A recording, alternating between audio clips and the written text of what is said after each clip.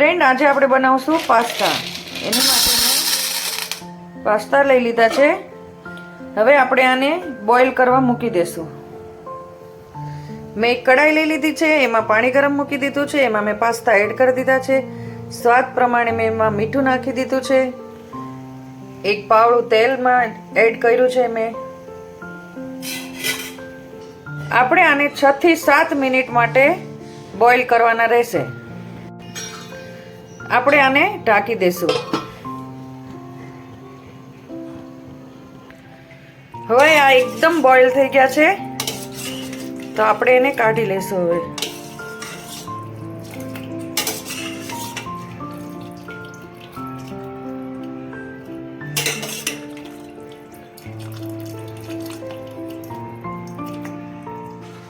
કાઢી લીધા છે આપણે ચાળણીમાં. હવે આને 2 મિનિટ આપણે રહેવા દેશું. પાસ્તાને કૂક કરવા માટે મેં એક કઢાઈ મૂકી દીધી છે. હવે એની અંદર આપણે બટર એડ કરશું.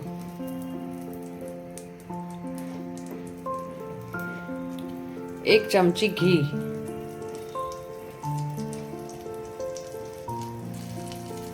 બે ચાર દાણા જીરું,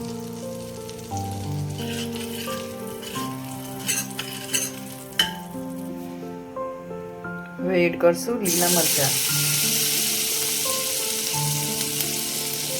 કાંદા,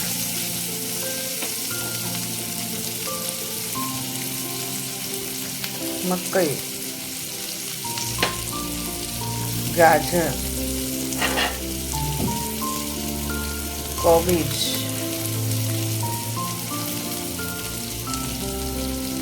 હવે આપણે આને હલાવી લઈશું.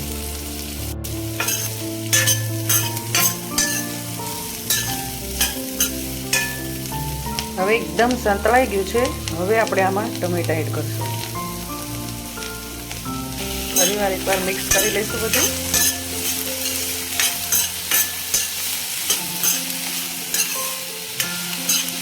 મોર્નિંગમાં ફટાફટ બ્રેકફાસ્ટ માટે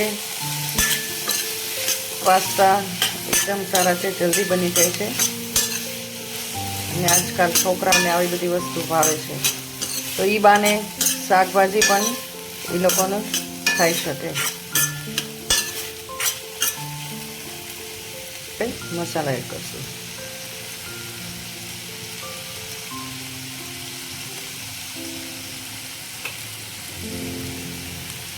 મારી પાસે પાસ્તાનો એક સરસ મસાલો છે. વડાપાવનો પાસ્તાનો મસાલો ઘરે બનાવીને જ રાખીએ છીએ.